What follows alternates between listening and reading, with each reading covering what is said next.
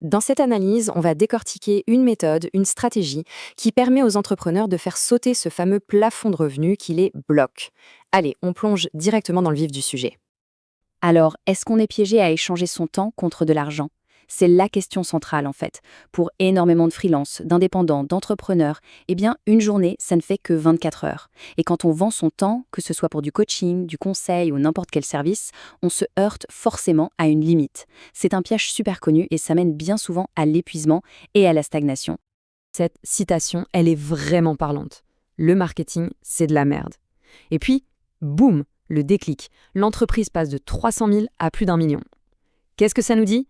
Ça montre qu'un simple changement de perspective, le fait de comprendre un concept clé, ça peut absolument tout changer. Et c'est exactement ce changement de mentalité qu'on va explorer. Ok, alors voilà le programme. D'abord, on va regarder le problème en face. C'est quoi ce plafond de l'entrepreneur? Ensuite, on passera à la solution, la grosse différence entre un produit et une offre à haute valeur. Après ça, on verra comment se créer un marché quasi sans concurrence, puis comment mettre en place une machine à clients qui tourne toute seule. Et pour finir, on parlera du dernier obstacle, et souvent le plus coriace, soi-même. Allez, première partie, le plafond de l'entrepreneur. La question, c'est pourquoi la plupart des boîtes finissent par stagner. On a plein d'entrepreneurs super talentueux qui, à un moment, tapent dans un mur, un plateau qu'ils n'arrivent plus à dépasser. La raison, en fait, elle n'est pas liée à leur talent, elle est structurelle. 3%. Ce chiffre, il fait mal, mais il dit tout. Seulement 3% des entrepreneurs arrivent à faire grandir leur business sur le long terme. Ça veut dire que 97% n'y arrivent pas. Et le problème, ce n'est pas qu'ils ne travaillent pas assez dur, non, c'est une question de stratégie.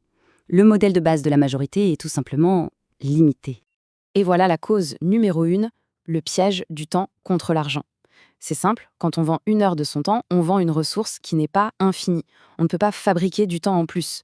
Du coup, ce modèle bloque forcément les revenus à un certain niveau, et ça mène tout droit au burn-out. La seule option pour gagner plus, c'est de travailler plus, encore et encore, jusqu'au point de rupture.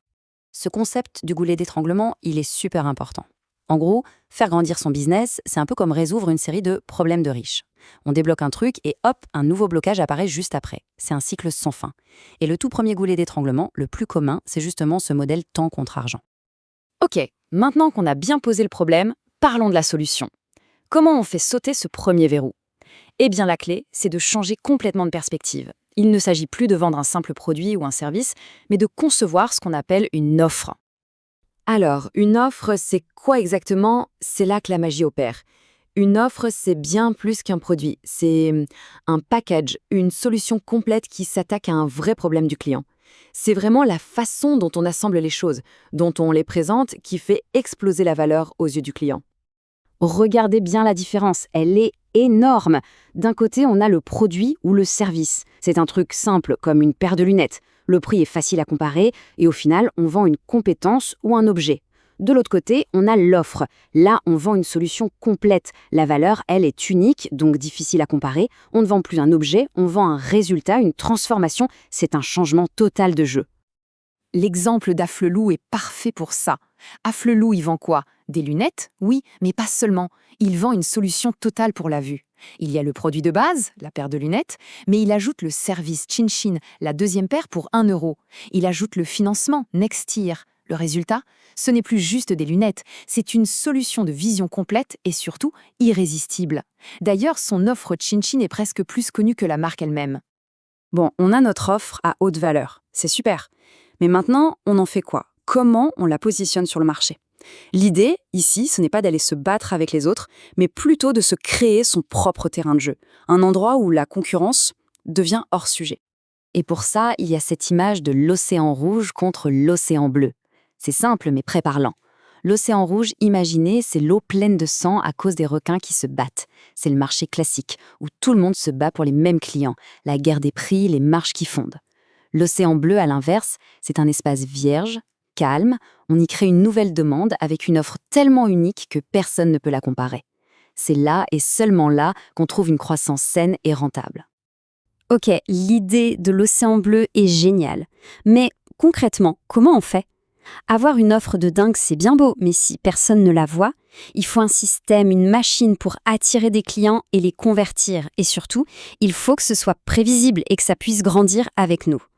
Parce que, soyons clairs, les vieilles méthodes, c'est terminé. Le démarchage téléphonique à froid, les techniques un peu intrusives, non seulement ça marche de moins en moins, mais en plus, c'est de plus en plus mal vu. Et bientôt, ce sera même illégal dans certains cas. On ne peut juste plus baser sa croissance sur des trucs qui énervent les gens. Alors, quelle est l'alternative? Un modèle qui fonctionne très bien, c'est celui du tunnel de vente par webinaire. L'idée est hyper simple. Plutôt que de chasser les clients, on les attire. Comment? Étape 1, on les attire avec du contenu qui les intéresse vraiment. Étape 2, on les éduque et on crée un lien de confiance, par exemple avec un webinaire où on partage de la vraie valeur. Et seulement à la fin, étape 3, on présente notre offre.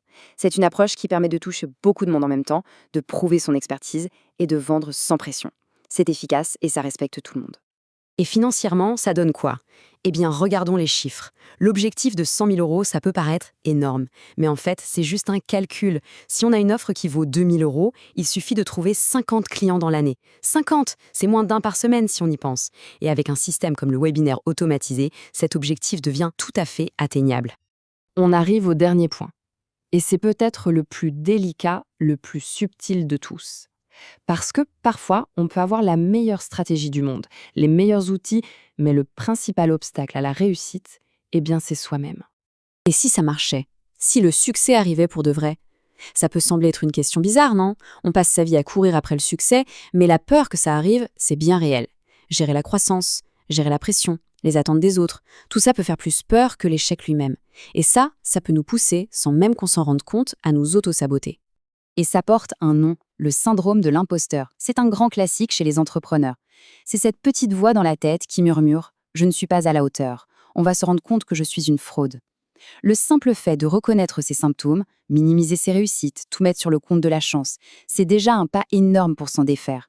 Et enfin, accepter de réussir. Au final, on en revient toujours à cette question.